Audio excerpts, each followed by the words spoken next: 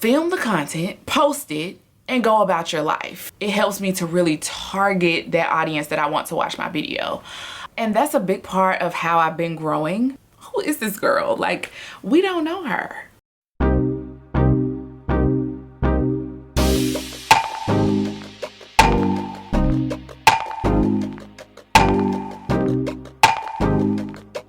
Hey y'all, welcome back to my channel. It's Tara. If you are new here, if you're a returning subscriber, thank you so much for tuning into my channel again today. Today's video is outside my normal realm of content, but I kind of wanted to get on here and talk about this because I've gotten the question a few times. I am talking about how I am growing on YouTube.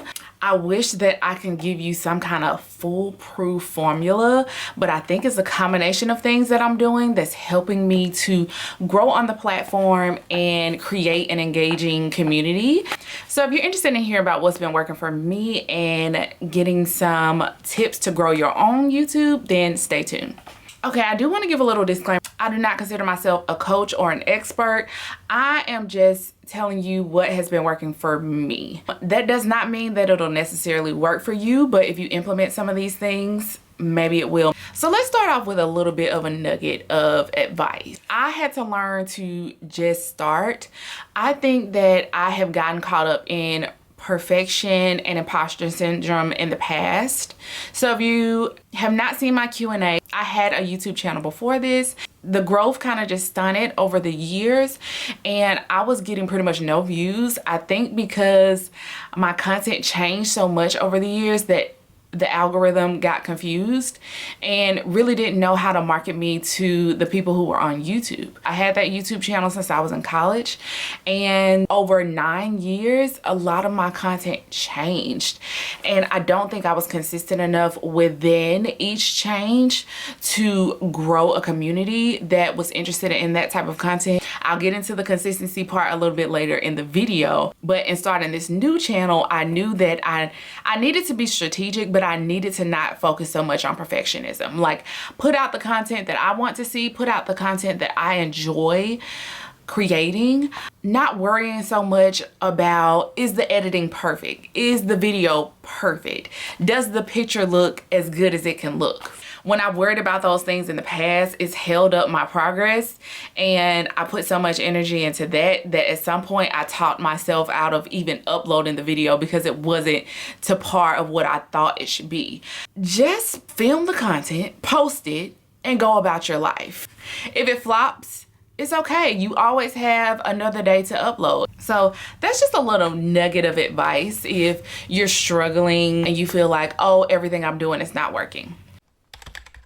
Thing that I think has been working for me is consistency. So I am a person who struggles with consistency all throughout my life, not just in YouTube. I mean, as a mom, as a wife, as a career woman, as a friend, I just struggle with consistency in life. I think that I get bored with things, and when I get bored with them, I'll put them down, and then I'll get the urge again to do it and I'll pick it back up, and that just doesn't work on YouTube. It doesn't work in life most of the time either.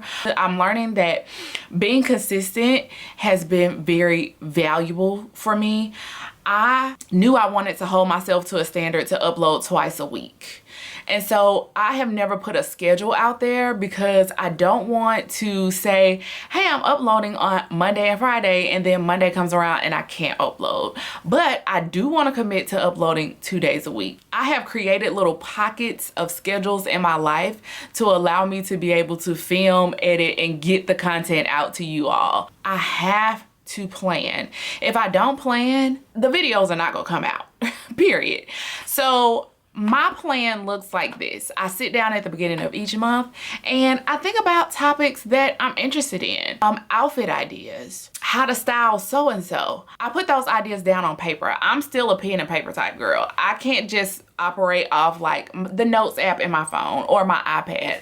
I need to put pen to paper. So I put pen to paper every month on a paper calendar. This is my little calendar that I use every month. It's very inexpensive. You can get calendars from anywhere. And I go through and I jot down 6 or 7 ideas that I feel like I am interested in for the month. Once I have those ideas, I try to schedule those out over the month. So I know that I want to upload 2 videos a week. I need to have at least 8 ideas so that I can have at least 8 videos uploaded for the month. 4 weeks in a month, 2 videos a week, that's 8 videos. Once I have that plan, I go out and plan by the week. Okay, I know if I want to upload on Wednesday, I need to have something filmed by Sunday so that I can focus on editing Monday and Tuesday. And I do that for each week. So it's really about planning out my months. I have to get very granular because, again, I get bored and I'm inconsistent. So I have to get really granular with everything that I do and really schedule out time. With me being a mom and a wife, I really have to be cognizant of that too, because my husband needs me, my children need me.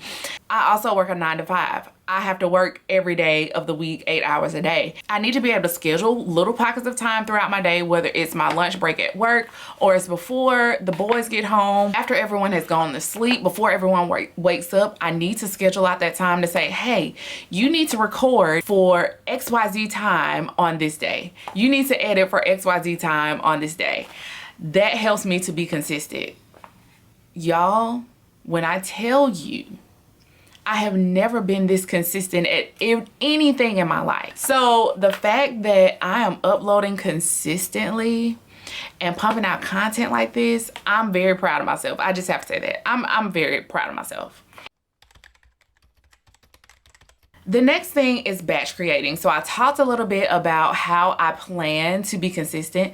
The next thing is batching. So if you don't know what batch creating is, you record several videos in a certain time period. Most of the time, I try to record my videos for the week in one day. And so that takes me planning out the script for the video, what I'm wearing in the video, searching for links, getting the description box prepared, working on titles. All of that stuff comes into batch creating. Editing. I select 1 or 2 days throughout the week where I will batch create. I give myself one day to say, okay, for sure I'm gonna create 2 videos this day. And then I give myself a backup day just in case something happens on my initial day that I need to come back and re-record or record a second video. So batching has been my friend. It has been amazing for me, and it has really helped me to stay on task and meet these kind of internal deadlines that I've set for myself. The next thing is search engine optimization, so SEO. If you haven't heard of SEO, please go and look up SEO. It's so important for all social platforms. It really helps to place your video in front of the audience you are trying to target. But that's how I understand it in my brain. And so I use SEO through simply Google and YouTube. SEO is search engine optimization. So you're trying to figure out what people are searching for and how to get them to find my video. For example, if I'm doing a how to style, ways to style video for my ways to style series, there are not a lot of people that are coming on YouTube and putting in ways to style. That's not a very popular search phrase. But if I put how to XYZ, that's a little bit more popular. It can reach a broader depth of people. It helps me to really target that audience that I want to watch my video. For me, what has worked is using tags. I find my tags by searching similar videos on YouTube, and I look at what's popping up first in my YouTube search engine. I look on Google to see what's popping up in the search engine, but I also use TubeBuddy. So TubeBuddy is a great resource. If you've never heard of it, definitely look into it. I'll leave a link to it down below. TubeBuddy has been very instrumental in my growth and has really helped me to do a lot of SEO research. So figure out what platform will help you find the SEO strategy that works best for your channel. One thing that I think is very underrated on YouTube is YouTube Shorts. So I upload a lot of YouTube Shorts, and that's a big part of how I've been growing. All my YouTube Shorts don't hit. I don't get a lot of views on all of my shorts, but the ones that do, they're a great way to push an audience to my channel to watch my long form content. So if you upload any short form content to other social media platforms, you can always repurpose those for YouTube Shorts and drive more people to your YouTube channel. They can be confusing, but if you do your research and figure out how to title them, what to include in your video, how long people are interested in watching a short, they can be very instrumental in growth. And I think they have been very instrumental in my own growth here on YouTube. The last two things I would say are the most important things, because this is what makes people stay on your channel: authenticity and engagement. So you want to be authentic. I know that in the past I have gotten on YouTube and put on a persona, okay, that's like, girl, who is that? Who is this girl? Like, we don't know her. And when someone visits your channel and they feel like they don't know you personally, or they can't tell if this is your real personality, they won't stick around. I know for me, if I watch a channel and it's like, oh, this seems real scripted, or this seems real fake, I'll click off.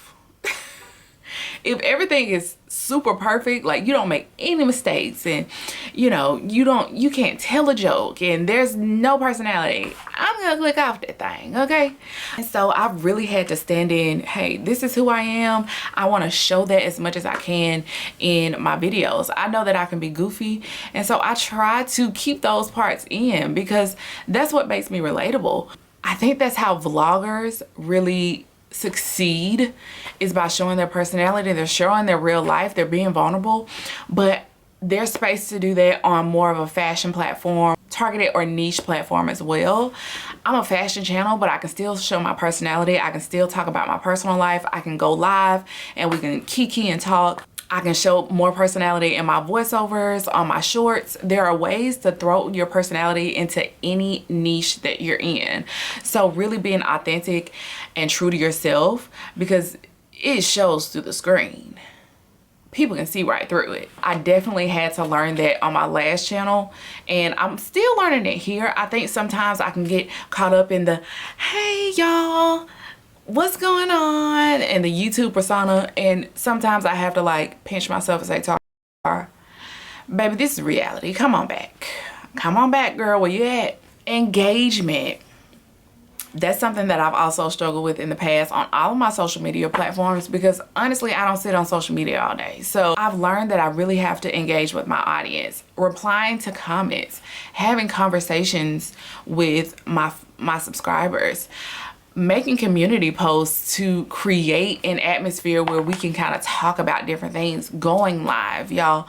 Going live is one of the most intimidating things that I do on YouTube, but I continue to do it because it's a good way to get to know my subscribers and for you to get to know me and talk about things that I probably don't talk about on my long form content uploads.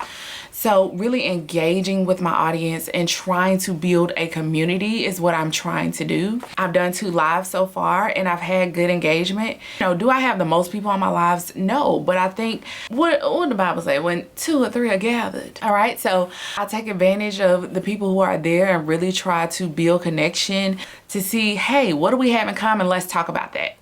So really being engaging and making sure your community feels you as, hey, this is my internet friend and I like her and I can't wait till she uploads so I can see her video. So those are some of the things that I've been doing to kind of grow my channel. Again, this is not a foolproof list. I'm sure there are more things that I can do to be growing more, but I'm really grateful for the rate that I'm growing and the engaging community that I'm growing here on YouTube. So I hope you can take these tips and use them on your own YouTube channel. If you haven't hit that subscribe button, go ahead and subscribe, okay? Like the video so I know if you enjoy this kind of content. Share this video with your friends and family. As always, stay beautiful. I'll see you in the next video.